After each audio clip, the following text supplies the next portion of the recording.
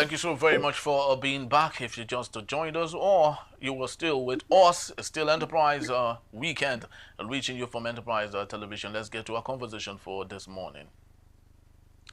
Senate President Godswill Hubert Akpabio has debunked insinuations of $15,000 bribe allegedly parceled to senators to endorse the proclamation of a state of emergency on Rivers State. He has described the rumor as part of a hate campaign directed against his person. The Senate President was alleged to have facilitated the disbursement of the dollars on 2 consecutive days. First, it was $5,000 on Tuesday and then $10,000 on Wednesday, the eve of the vote on the proclamation. However, dismissing the allegation as part of a campaign of hate and malice against his person, Akpabio, speaking through his special advisor on media, Honorable Eseme Eyubo, said, and I quote, "I am aware and it is true that since Senator Godswill Akpabio, the President of the Senate, assumed that position, he has been breaking fast. People are just conjuring the story of the $5,000 and $10,000 to add flavor to their malice and hate campaign. He has been doing it. He did it last year. So why is this one associated with money?" Eyubo asked. The House of Representatives passed the proclamation on a state of emergency in Rivers State with a unanimous voice vote on Thursday. We still have with us Emeka Madunagu. Thank you so very much, Emeka, for being around. Thank you very much. Yeah, thank you for your time. Hello, viewers. Yes, thank you so very much. So let's get talking. Akpabio is one person that is so ironical with his statement. Remember, this is not the first time we have seen Akpabio do what he knows how to do best. Sometimes in 2013, he famously told the PDP chairmen that were gathered in Port Harcourt that 1 million naira launch for them was available for them to visit Mr. Biggs as at the time. And let's not forget the gaffe he equally made at the time when the senators were going for recess. And he said that the clerk has made provision for money for them, only for him to realize it was on national TV and said prayers is being sent to them. And now we have it yet again. He is saying or admitting that he has been breaking fast. Now the question is, what is the breaking fast that Akpabio is very used to, especially when he gets to have a sit down with his colleagues? Well, Akpabio is also famously known for having said that what money cannot do, exactly, more money can do it. You know, it's all part of the interesting scenario into which our politics, in which we have found ourselves. Actions being taken without, scruples by our lawmakers. Look at how the House of Reps violated the Constitution in terms of voting, whereby they engage in a voice vote, when the Constitution clearly states how the House of Reps should vote. And this has been in practice. Then we came to the Senate. It was in a closed session. A closed session. We don't even know how senators representing us, voted, or the reps, representing us voted. So that tells you the impunity, the lack of a virile political culture in Nigeria. I say we have civilian rule, not democracy. These guys don't care. They interpret their law according to their whims and caprices. But one thing they forget is that they're actually writing history. And, their place in history will be determined by posterity.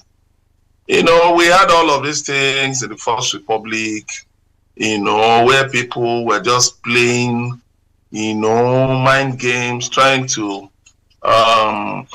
manipulate the body, the policy. But what happened? The First Republic ended. We got to the Second Republic. It was the same thing. The minister was famously quoted as having said that people cannot say there's hunger in Nigeria because the citizens have not started eating from the dustbin.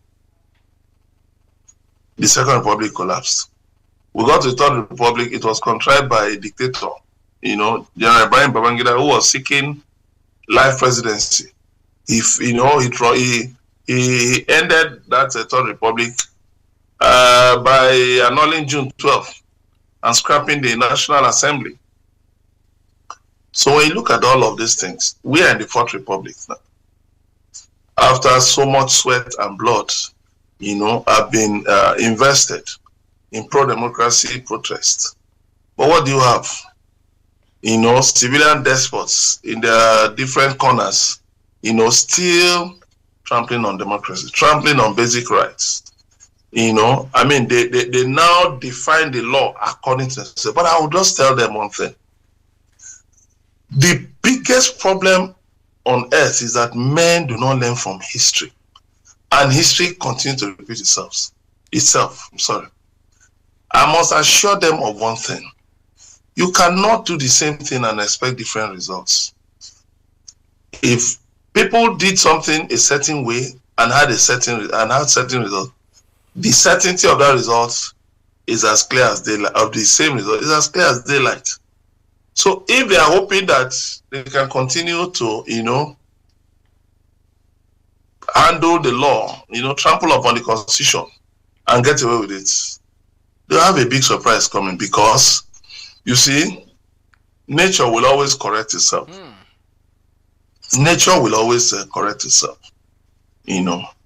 So, just let me give you an example. If you go and block, the source of a river, when it's in dry season, and you feel that you are okay, yes, you are, without making adequate provision to channel the water elsewhere. But by the time rainy season comes in full bloom, and you have flooding from different places, of course, what you have used to block the river will be destroyed. So I will just tell them to do their best to uphold the Constitution, uphold the rule of law in their own interest and in the interest of Nigerians, so that we can have a virile democracy. Thank you. Very, very true. So that we can have a viral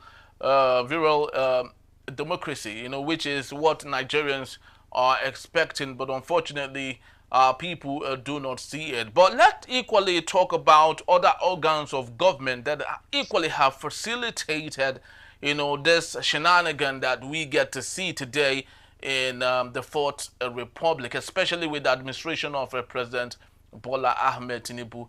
Emeka, speak to us on the rascality of the judiciary, which of course is enabled by the executive and further compounded by the legislature. Now, do you think it's ever possible to have a full autonomy of these organs so they can work efficiently while giving democracy like it is expected today in Nigeria?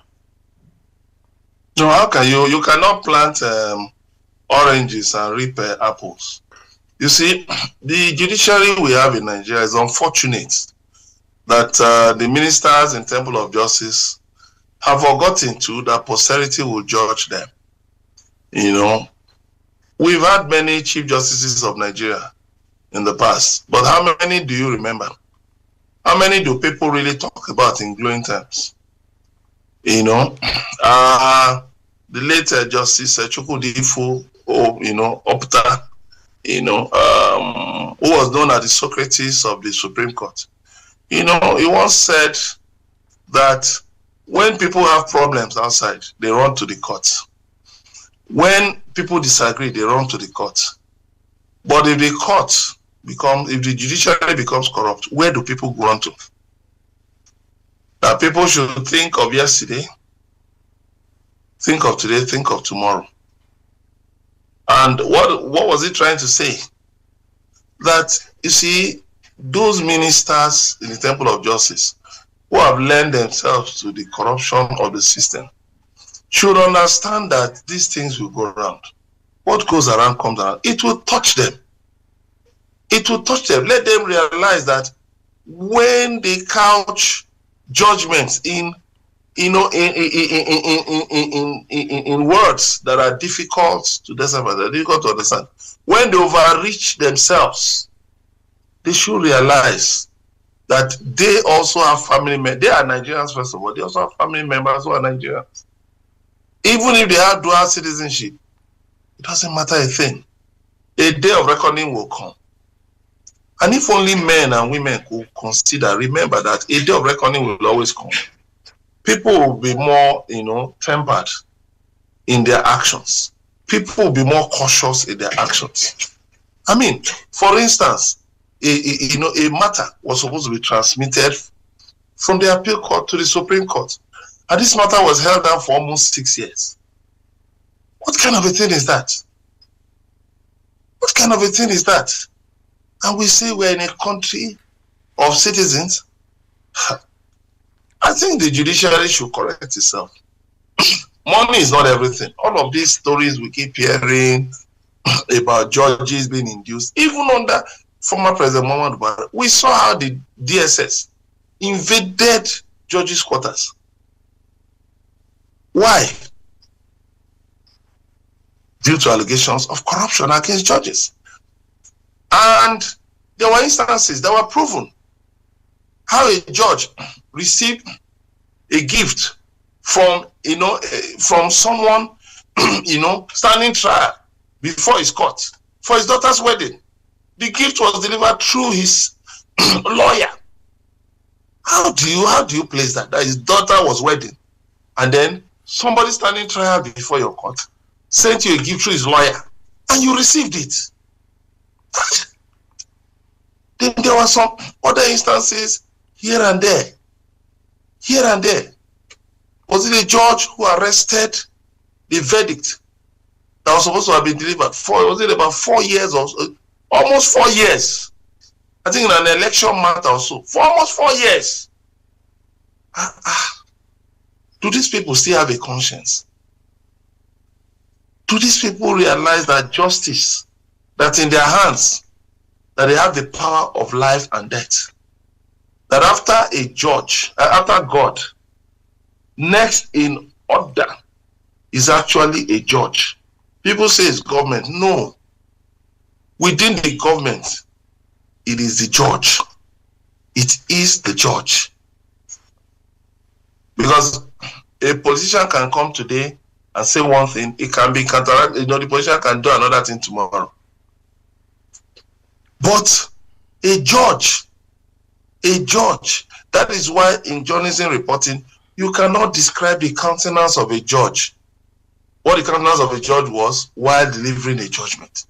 You cannot say that the judge looked angry. You cannot say so. It is forbidden in reporting a court case. So, when we now have a situation where there are glaring allegations of abuse, of corruption, then you now wonder, do such judges care about this country? Do they know that if the judiciary is totally defeated, the country is finished?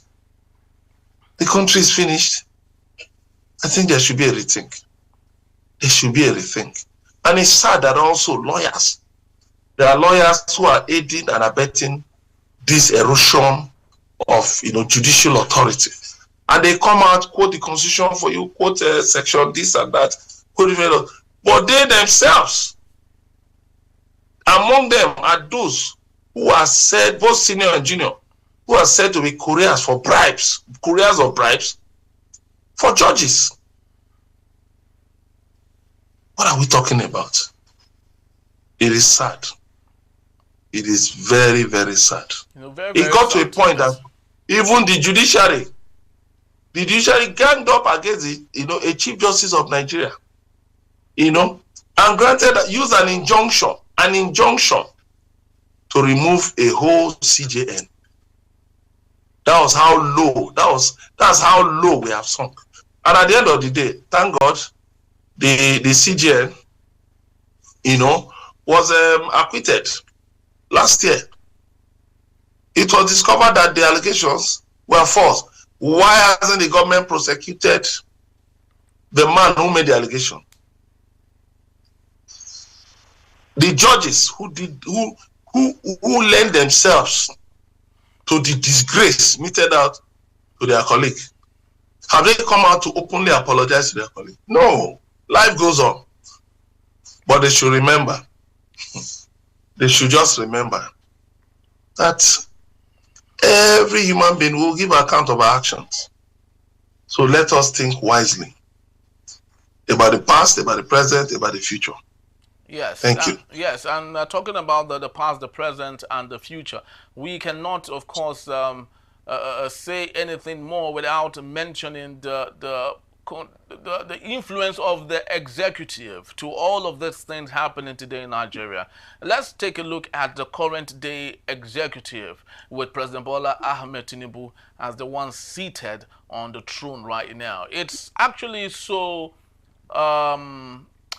really not palatable that President Bola Ahmed Tinubu, who was at the forefront of the struggle for democracy, especially in the Third Republic, which of course he was part of, he did everything possible to ensure that the tyranny of Sani Abacha, came to an end. Eventually, it did, and since then, Bola Ahmed Tinubu has been very active in the Fourth Republic. Today, he is the president of the country.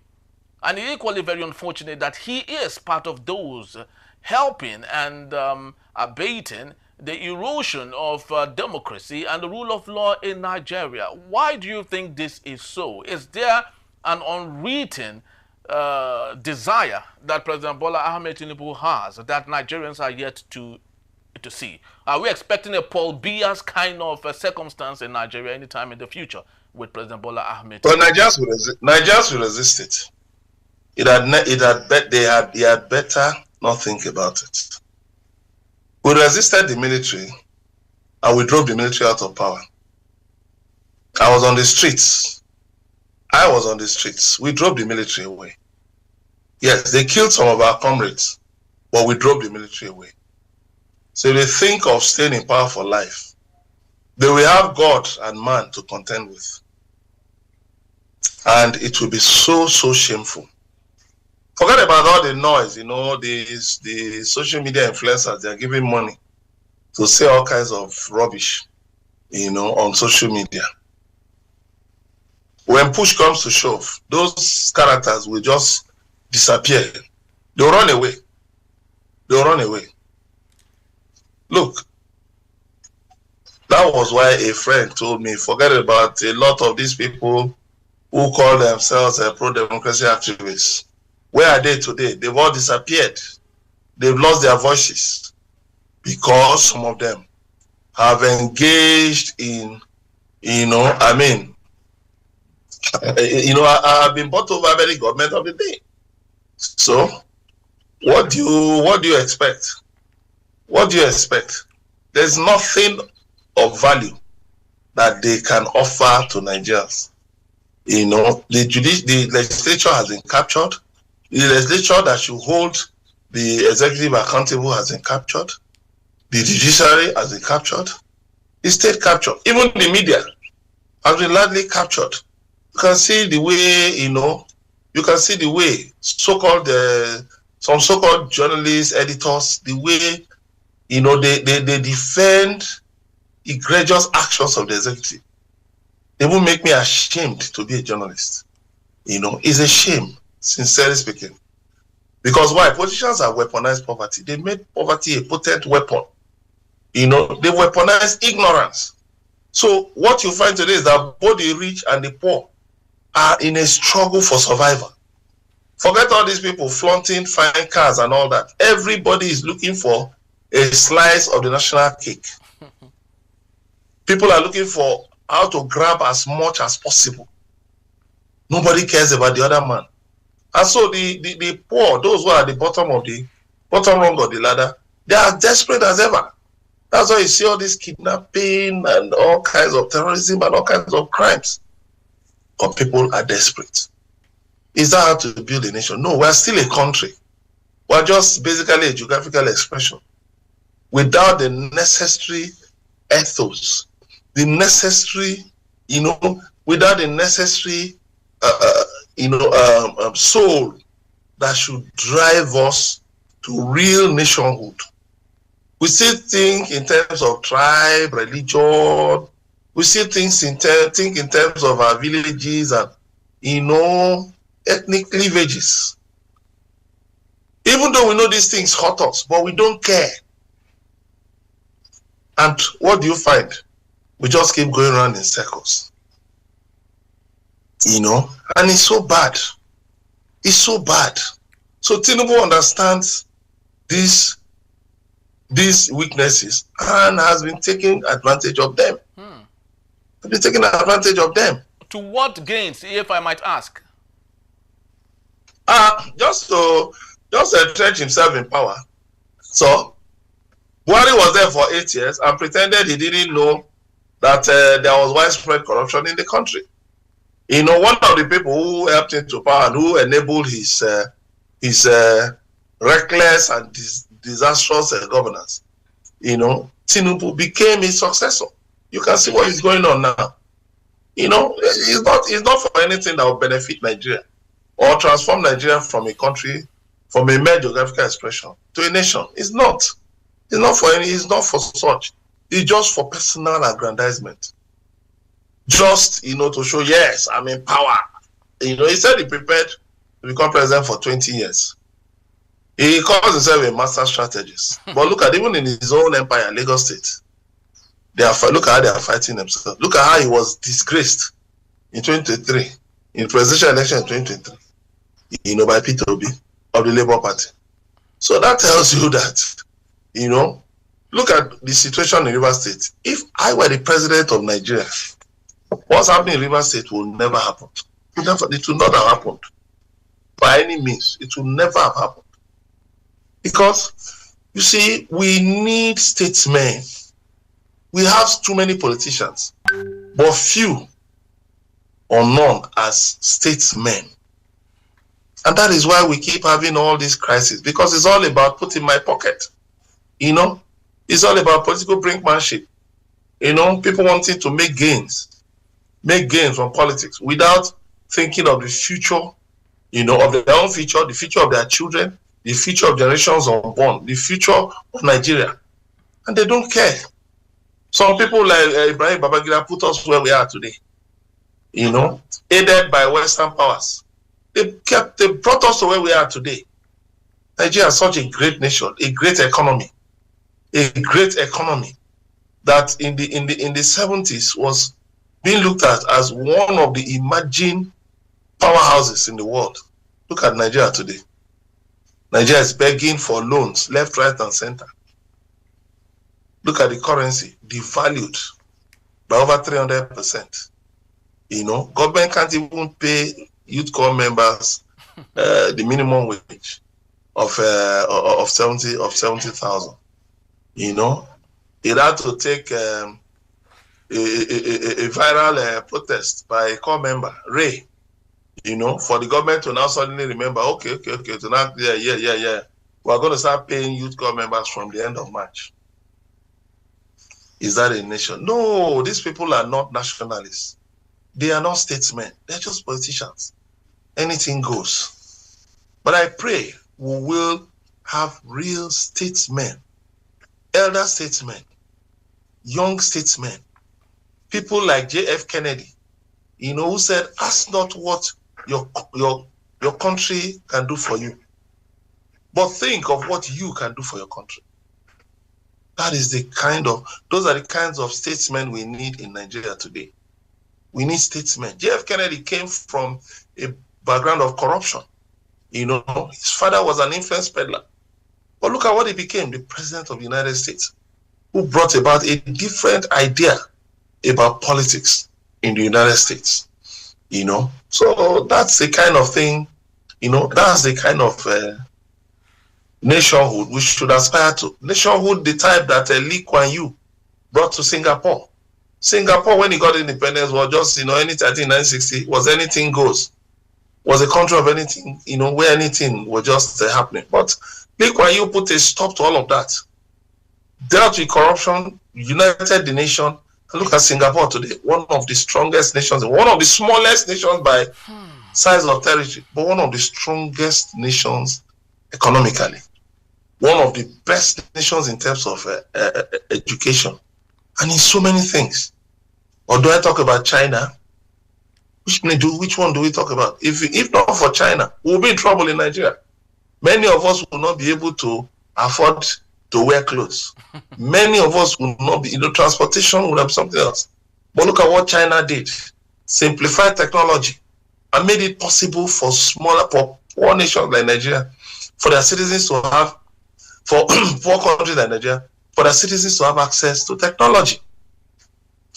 Building railways, building, infrastructure here and there for us at this level after over 60 years of independence, after, almost 65 years of independence. So it is sad. It's a shame, really. It's a shame, really. I just hope and pray that, we'll find a way out of all of this mess very soon. We sincerely hope so. While you were narrating some of these things, it was very emotional for me, because there's no reason whatsoever for us to be in this dirty state or stage that we have found ourselves. An ambassador of Taiwan, while granting an interview in Nigeria, he has said that Taiwan envied and prayed for everything that Nigeria has. They have the worst of all things. They have the tsunami, they have the earthquakes and all. All they had was just education. And today, look at where Taiwan is today as compared to Nigeria. It's so very unfortunate that we have leaders who, like you rightly said, are more political than they are statesmen. And it's so very unfortunate. Thank you so very much, Emeka, for being here and thank you very much. Raising this awesome awareness. And we hope that our leaders, if they truly do care, if they truly do have genuine love for Nigeria, will listen to some of these things and not just castigate them as coming from the opposition, as an opportunity to do or continue with what they know how to do best. This is just about the time we have, ladies and gentlemen. I would love to believe you enjoyed our show today. Please do well to see us. You can re-watch this when you visit us at enterprisetvnews.com. You may equally read up more when you visit us at enterprisetvnews.com. My name is Henry Igwebike. Thank you for watching, and we'll see you soon. Bye-bye.